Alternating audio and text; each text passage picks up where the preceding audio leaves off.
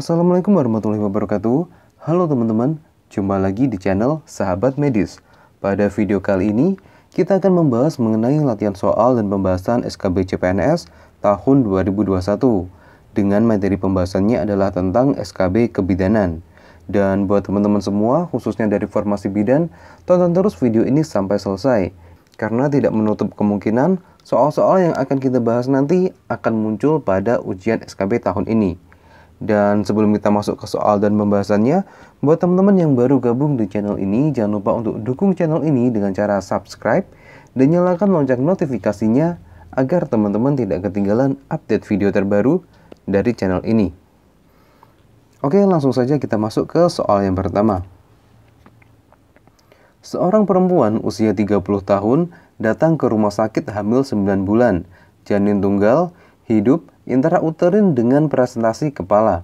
Taksiran berat janin 4.200 gram.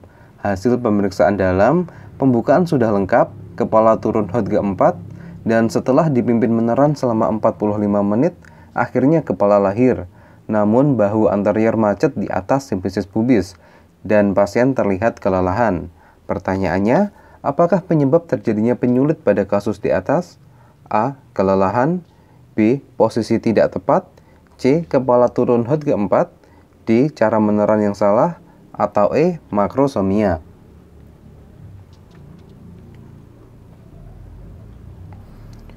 Jawaban yang tepat adalah E. Makrosomia. Makrosomia adalah suatu keadaan di mana berat badan bayi yang lahir lebih dari 4.000 gram. Oh ya teman-teman, sebelum kita masuk ke soal berikutnya, di sini kita mau menginfokan salah satu platform yang bisa menjadi referensi belajar buat teman-teman menyiapkan diri menghadapi SKB nanti. Platform tersebut adalah NIP Warrior.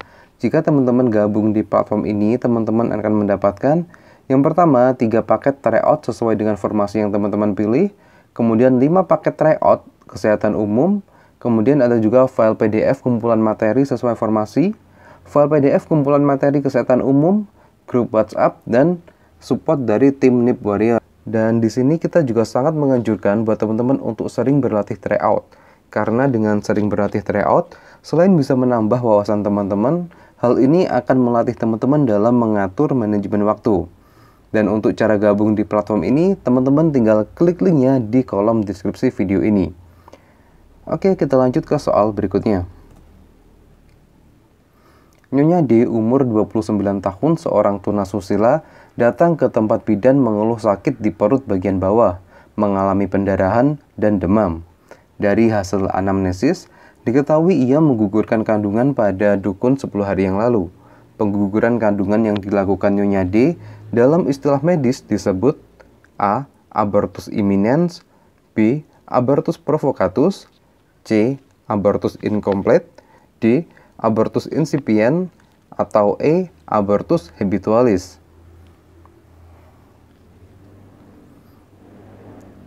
Dan jawaban yang paling tepat adalah opsi B.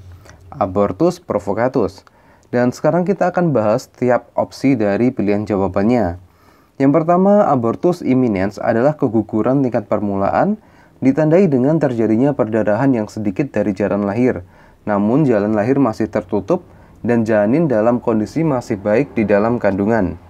Kemudian yang kedua, abortus provocatus merupakan jenis abortus yang sengaja dibuat atau dilakukan, yaitu dengan cara mengakhiri kehamilan sebelum janin dapat hidup di luar tubuh ibu. Kemudian yang ketiga, abortus incomplete adalah keguguran di mana sebagian janin telah keluar dari rahim dan sisanya masih tertinggal di dalam rahim.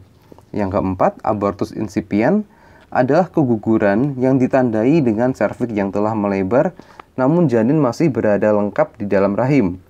Dan yang terakhir, abortus habitualis adalah keguguran yang terjadi sebanyak 3 kali berturut-turut atau lebih. Oke, kita lanjut ke soal berikutnya. Seorang perempuan berusia 28 tahun datang ke klinik bersalin dengan keluhan setelah memakai pil kombinasi selama 1 tahun, sekarang mengalami bercak-bercak perdarahan di luar haid. Dari hasil pemeriksaan, tanda-tanda vital normal, muka berjerawat, dan berat badan naik 15 kg. Pertanyaannya, apakah masalah gangguan haid pada kasus di atas? A. Menorrhagia, B. Metrorrhagia, C. Hipermenore, D. Polymenore, atau E. Oligomenore? Jawaban yang tepat adalah E. Oligomenore.